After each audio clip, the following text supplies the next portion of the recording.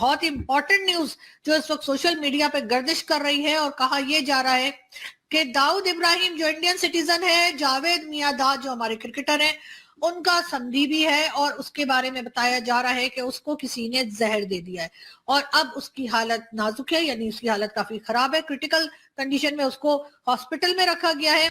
आतंकी दाऊद को जहर देने की खबर सोशल मीडिया पर भी ट्रेंड कर रही है। कई पाकिस्तानी हैंडल से ये दावा किया जा रहा है कि दाऊद की हालत बेहद गंभीर है और किसी भी वक्त उसकी मौत हो सकती है। लेकिन हैरानी की बात यह है कि भारत और अमेरिका लंबे वक्त से पाकिस्तान पर मोस्ट वांटेड आतंकी दाऊद को शरण देने का आरोप लगाते आ रहे हैं, जिसे पाकिस्तान हमेशा नकारते आया है। लेकिन अब पाकिस्तान की मीडिया के हवाले से यही खबर आ रही है कि पाकिस्तानी क्रिकेटर जावेद मियांदाद का आतंकी संधि इस वक्त कराची के अस्पताल में तिल तिल कर मरने को मजबूर है। सवाल है कि क्या पाकिस्तान के इस दोहरे चेहरे को देखकर दुनिया के देशों की आंखें अब खुलेंगी?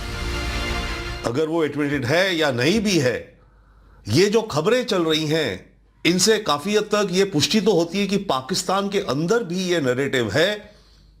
हालांकि पाकिस्तान की सरकार हमेशा डिनाई करती आई है कि दाऊद इब्राहिम पाकिस्तान में ही है।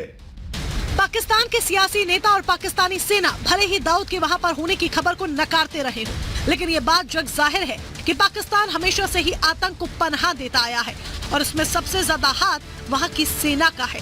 लेकिन इस मामले में सबसे ज्यादा हैरान करने वाली बात जो लोगों का ध्यान खींच रही है और साथ ही कई तरह के सवाल भी खड़े कर रही है, वो ये कि क्या ये महज इत्तेफाक है कि जिस वक्त पाकिस्तान की पूरी उम्मीदें अब भारत से रिश्ते संभालने पर टिकी हैं, ऐसे वक्त में भारत के दुश्मन नंबर 1 को पाकिस्तान में जहर दिया गया और फिर उस खबर को दबाने के लिए पूरे पाकिस्तान में इंटरनेट बैन कर दिया गया।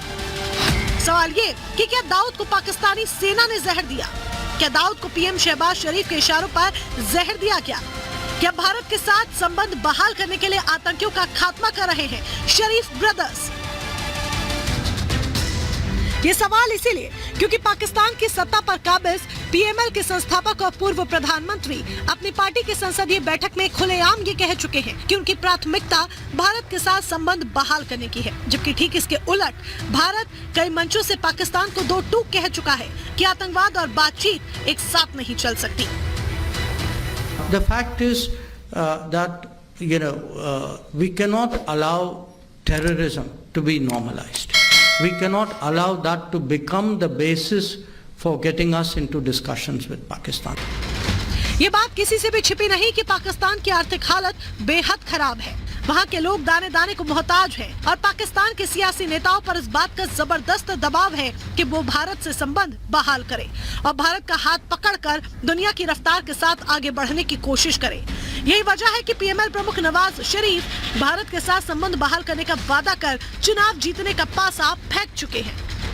देखिए, पाकिस्तान में इलेक्शन आने वाली हैं और माहौल गरमाया हुआ हमेशा ही रहता है, और ज्यादा गर्म हो रखा है पाकिस्तान की इकोनॉमिक और पॉलिटिक्स को लेकर के। और इधर नवाज शरीफ ने यह कहा कि वो भारत से रिश्तों को बढ़ाने का सोचते हैं, परंतु भारत तो हम ये कहते हैं कि टेरर और टॉक्स एक साथ नहीं जा सकती। आप आतंक का खात्मा कीजिए तब हम बात करते हैं। तो ऐसे में अगर दाऊद इब्राहिम को पॉइजन किया है, जिसने भी करा है, अगर ये खबर सच है तो ये कुछ हद तक नवाज शरीफ, शहबाज शरीफ के फेवर में जाती है भारत से रिश्ते बढ़ाने के लिए।